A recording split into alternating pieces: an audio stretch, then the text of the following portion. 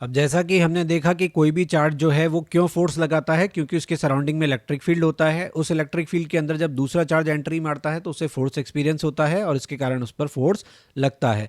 अब हम बात करते हैं इलेक्ट्रिक पोटेंशियल की। इलेक्ट्रिक पोटेंशियल क्या होता है? जैसा कि मैंने आपको बताया, आपके चार्ज के कारण एक इलेक्ट्रिक फील्ड स्टैब्लिश है, उसके अंदर दूसरा चार्ज एंट्री करता है तो उस पर फोर्स लगता है।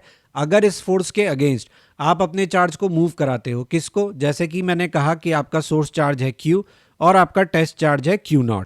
तो सपोज कीजिए कि Q के फील्ड में आप Q0 को मूव कराते हो, तो क्या होगा? Q इसको चाहेगा दूर फेंकना और Q0 इसके पास हम लाने की कोशिश कर रहे हैं। तो जब हम ऐसा करेंगे तो हम कुछ ना कुछ वर्क डन करेंगे। इस वर्क डन को हम Q0 के लिए करते हैं और हम कहते हैं कि Q0 को लाने में हमने वर्क किया W। तो अगर हमसे पूछा जाए कि Q0 लाने में W वर्क हुआ, तो बताइए यूनिट चार्ज लाने में कितना वर्क होगा? तो हम कहेंगे it is W by Q0। तो Q चार्ज से, जो कि हमारा सोर्स चार्ज था, R डिस्टेंस पर अगर हम Q0 को लेकर आते हैं इन्फिनिटी से लेकर यहां तक, तो हमें कितना वर्क करना पड़ा? Let's say W। तो ये W वर्क हमें Q0 पर करना पड़ा, तो यूनिट चार्ज पर कितना करना पड़ेगा? W by Q0। इसी को ही हम पोटेंशियल कहते हैं। और ये पोटेंशियल क्यों आया है? क्योंकि आपको इलेक्ट्रिक फील्ड के फोर्स के अगेंस्ट वर्क करना पड़ा है। यहाँ इन्फिनिटी का पोटेंशियल हम क्या लेंगे? Obviously zero. Why? Because infinity बहुत दूर है, वहां पर आपके सोर्स चार्ज का इफेक्ट नहीं फील होगा। तो अगर आप वहां Q0 को मूव कराओगे तो आपको कोई वर्क डन करना नहीं पड़ेगा। इसके अलावा ये एक पाथ इंडिपेंडेंट क्वांटिटी है, मतलब कि आपका जो वर्क डन है वो पाथ पे डिपेंड नहीं करता। उसका रीज़न ये है कि आपका जो यहाँ पे फोर्स लग रहा है, इलेक्ट्रिक फील्ड जो है, ये आपका कंजर्वेटिव फील्ड है। इस कंजर्वेटिव फील्ड में आप वर्क किसी भी पाथ के अलोंग करो, आपका वर्क डन जो है वो सेम आएगा। यानी जैसा कि मैंने आपको ऊपर बताया, आपके सोर्स चार्ज तक आप Q0 को लेकर आ रहे हो, तो आप उसे किस रास्ते से लेके आ रहे हो इस बात से कोई फर्क नहीं पड़ेगा। फर्क इस बात से करेगा कि आप उसे इन्फिनिटी से लेकर किस डिस्टेंस तक ला रहे हैं। तो सिंपली इसका वर्क डन डिपेंड करेगा स्टार्टिंग और एंड पॉइंट्स पे। वर्क पावर एनर्जी में आपने पढ़ा है, ऐसे फोर्स फील्ड को हम कंजर्वेटिव फोर्स फील्ड कहते हैं। इलेक्ट्रिक पोटेंशियल के फॉर्मूले में कहीं भी कोई वेक्टर क्वांटिटी नहीं आती है, ना ही वर्क डन, ना ही चार्ज, इसलिए ये एक स्केलर क्वांटिटी है। इसकी यूनिट वोल्ट होती है, या हम इसको जूल पर कूलम लिख सकते हैं। डायमेंशन होते हैं m1 l2 eight t-3 a-1।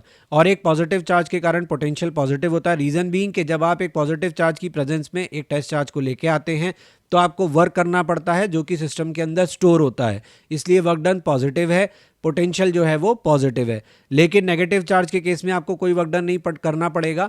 आपके नेगेटिव स्टोर चार्ज के पास जो है आपका टेस्ट चार्ज आना ही चाहता है, तो उसे लाने के लिए आपको कोई वर्क नहीं करना पड़ेगा, वो खुद से ही उठ के आना चाहता है, इसलिए उसका पोटेंशियल नेगेटिव है।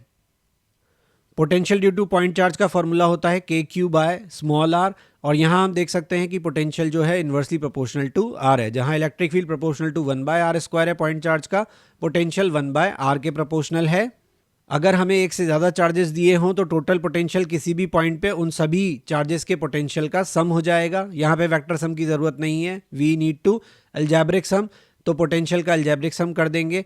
इलेक्ट्रिक फील्ड और पोटेंशियल के बीच में रिलेशन होता है। इलेक्ट्रिक फील्ड को लिखा जाता है -dv/dr, जिसको कि हम ग्रेडियंट ऑफ इलेक्ट्रिक पोटेंशियल बोलते हैं। इसका क्या मतलब होता है? ग्रेडियंट का मतलब होता है डिस्टेंस के साथ बदलना, और इलेक्ट्रिक फील्ड जो है वो पोटेंशियल के साथ बदलता है डिस्टेंस की टर्म्स में। मतलब आप अपने Q चार्ज से R डिस्टेंस पर हैं, अब जैसे जैसे आप अपने Q चार्ज की तरफ आएंगे आपका पोटेंशियल बदलेगा, आपका इलेक्ट्रिक फील्ड जो है वो उसके अकॉर्डिंग भी बदलेगा। यहाँ पे नेगेटिव साइन क्या बता रहा है कि आप जब अपने Q चार्ज के पास आते हैं तो Q चार्ज के पास आने पर आपका जो इलेक्ट्रिक फील्ड है उसका डायरेक्शन डिक्रीजिंग ऑफ पोटेंशियल होता है। मतलब जैसे हमने पॉजिटिव चार्ज लिया, पॉजिटिव चार्ज से अवे जाएंगे तो ये इलेक्ट्रिक फील्ड का डायरेक्शन है, लेकिन अवे जाने पर क्या होगा? पोटेंशियल डिक्रीज होगा।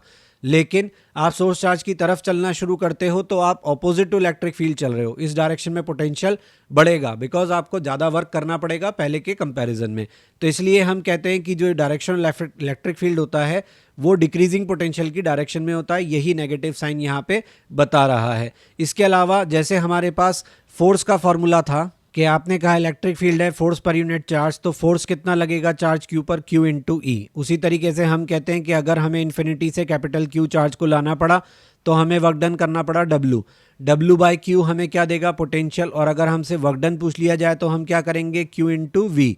Where v is the potential at that point, यानी कि जिस पॉइंट पर आप उसे लेकर आए हैं, r डिस्टेंस तक लेके आए हैं, अगर वहां का पोटेंशियल आपको पता है तो उसे अपने चार्ज से मल्टीप्लाई कर दीजिए, आपको वो वर्क डन मिल जाएगा जो इन्फिनिटी से उस r डिस्टेंस तक आने में आपको करना पड़ा है। पोटेंशियल ऑफ अर्थ को जीरो लिया जाता है जनरली, वैसे अर्थ को क्या है, नेगेटिवली चार्ज स्फीयर है, फिर भी हम उसका पोटेंशियल जीरो लेते हैं क्योंकि इसका कैपेसिटेंस जो है बहुत ज़्यादा है। और हम जानते हैं C बराबर Q बाई वी के फॉर्मूले से V बराबर Q बाई सी, क्योंकि हमारा V टेंड्स टू ज़ीरो है तो हमारा C बहुत ज़्यादा है। हम जानते हैं कि अर्थ की कैपेसिटी बहुत ज़्यादा है। अर्थ की कैपेसिटी बहुत ज़्यादा होने का कारण क्या है कि हमारा जो पोटेंशियल है उसे हम टेंड्स टू ज़ीरो लेते हैं, अदरवाइज अर्थ जो है वो नेगेटिवली चार्ज स्फीयर माना जाता है। इसके अलावा पोटेंशियल डिफरेंस का फॉर्मूला जो है वो भी हमारे काम आता है।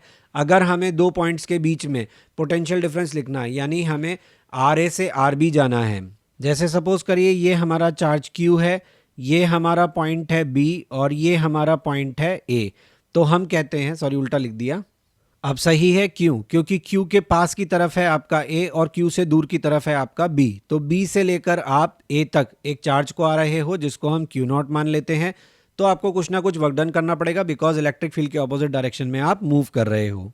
तो यहाँ पर अगर इन दोनों पॉइंट्स के बीच का पोटेंशियल डिफरेंस पूछा जाए तो potential difference between A and B हम क्या लिखेंगे, जो वर्क डन हमें करना पड़ा डिवाइडेड बाय द चार्ज। तो Q नॉट चार्ज को लाने में हमें वर्क करना पड़ा W, तो यूनिट चार्ज को लाने में कितना वर्क करना पड़ेगा, W बाय Q नॉट। अब हम एक पोटेंशियल पे सवाल देख लेते हैं। यहाँ क्वेश्चन में हमें दिया गया है कि infinitely large number of point charges हैं, सभी के वैल्यू Q के बराबर है, इनको हमने पोजीशंस पे रखा है 1 2 4 8 पर, और हमसे पूछा है कि इलेक्ट्रोस्टैटिक पोटेंशियल एट ओरिजिन क्या होगा। तो मैंने आपको शुरू में ही बताया पोटेंशियल एक स्केलर क्वांटिटी है, तो आपको ओरिजिन पे पोटेंशियल के लिए क्या करना होगा, 1 का 2 का 3 का 4 का सभी का पोटेंशियल जो है वो ऐड करते जाना है, क्योंकि ये इनफाइनाइट सीरीज है इसलिए आपको इन्फिनिटी तक इसको रखना होगा। सभी चार्जेस KQ हैं तो KQ by R, KQ by R, इसी तरीके से आपको आगे बढ़ते जाना है। तो यहाँ पे KQ सभी में कॉमन आ जाएगा, क्या बचेगा, 1 प्लस 1 बाय 2 1 बाय 4 1 बाय 8, और ये इन्फिनिटी तक जाने वाली टर्म बन जाएगी। इनफाइनाइट GP का सम हमें निकालना आता है तो सॉल्व करने पर हमें मिलेगा Q upon 2 pi epsilon not, हमारा आंसर। इसके बाद हम बात करते हैं relation between electric field intensity and potential के बीच में, जो मैंने आपको ऊपर बताया था कि dV बाय dr का रिलेशन होता है, E को हम माइनस dV बाय dr लिख सकते हैं। तो अगर पोटेंशियल दिया हो और हमें इलेक्ट्रिक फील्ड पूछा हो तो डिफरेंशिएट करके हम इलेक्ट्रिक फील्ड निकाल सकते हैं। अगर उल्टा दिया हो, हमें इलेक्ट्रिक फील्ड दिया हो और पोटेंशियल पूछा हो, तो हमें लाइन इंटीग्रेशन करना पड़ेगा। तो इस तरीके से हम पोटेंशियल डिफरेंस भी लिख सकते हैं। पोटेंशियल डिफरेंस कैसे आया होगा, dV का इंटीग्रेशन हमें किया है for the proper limit a to b, तो potential difference between b and a हमें मिल जाएगा integration of E dot dr। यहाँ पे हम रिलेशन भी देख सकते हैं, ग्रेडियंट रिलेशन जो इलेक्ट्रिक फील्ड और पोटेंशियल के बीच में होता है। ये जो डेल हम देख रहे हैं ये पार्शियल डिफरेंशिएशन होता है, मतलब अगर हमें इक्वेशन दी जाए तो हम x के रेस्पेक्ट में डिफरेंशिएशन करेंगे तो y और z को कांस्टेंट मानेंगे एंड सो ऑन। तो ऐसे सवाल भी हमें करने के लिए मिलते हैं। जैसे एग्जाम्पल में हमने देखा कि हमें दिया गया है v बराबर 2x स्क्वायर और हमसे इलेक्ट्रिक फील्ड स्ट्रेंथ पूछा है 2 मीटर 0 3 मीटर पे। तो हमने रिलेशन क्या देखा था, इलेक्ट्रिक फील्ड को हम लिखते हैं माइनस dV बाय dr। यहाँ पे हमारा पोटेंशियल जो है वो किसके साथ चेंज हो रहा है, x के साथ चेंज हो रहा है, x का फंक्शन दिया है, तो हम यहाँ पे minus d by dx of 2x square करेंगे। ये करने पर हमें क्या मिलेगा, माइनस 4x। x का वैल्यू हम यहाँ पे 2 रख देंगे क्योंकि तीनों दिए हुए कोऑर्डिनेट्स में से केवल x की वैल्यू ही हमारे काम की है। तो इलेक्ट्रिक फील्ड हमें कितना मिल जाएगा, माइनस 8 न्यूटन पर कूलम। तो हमने देखा हमारे चार्ज की प्रेजेंस में फील्ड होता है, फील्ड के कारण क्या होता है, फोर्स लगता है, फोर्स के अगेंस्ट जब हम वर्क करते हैं तो दैट इज कॉल्ड पोटेंशियल।